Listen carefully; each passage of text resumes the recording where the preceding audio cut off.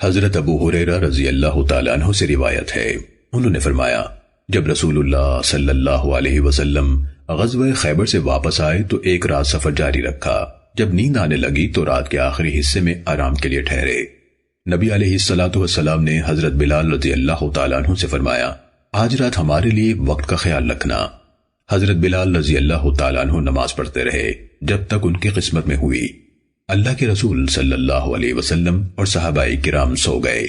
جب فجر کا وقت قریب ہوا بلال فجر کے طلوع ہونے کی سمت یعنی مشرق کی طرف منہ کر کے اپنی سواری سے ٹیک لگا کر بیٹھ گئے تاکہ جو ہی فجر طلوع ہو اذان کہہ دیں۔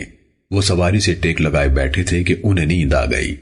نہ بلال رضی اللہ تعالیٰ عنہ بیدار ہوئے نہ کوئی اور صحابی بیدار ہوا، حتیٰ کہ انہیں دھوپ کی گرمی محسوس ہوئی۔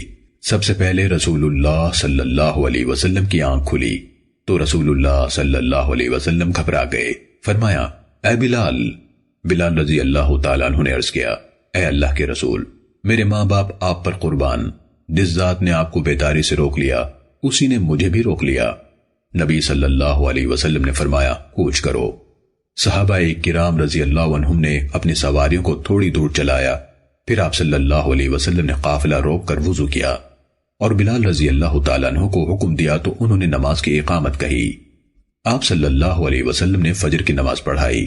جب نبی صلی اللہ علیہ وسلم نے نماز مکمل کر لی تو فرمایا جس شخص کو نماز کی ادائیگی یاد نہ رہے اسے چاہیے کہ جب یاد آئے نماز پڑھ لے، کیونکہ اللہ تعالیٰ نے فرمایا ہے وَأَقِمِ الصَّلَاةَ لِذِكْرِي، اور نماز قائم کرو میری یاد کے لیے۔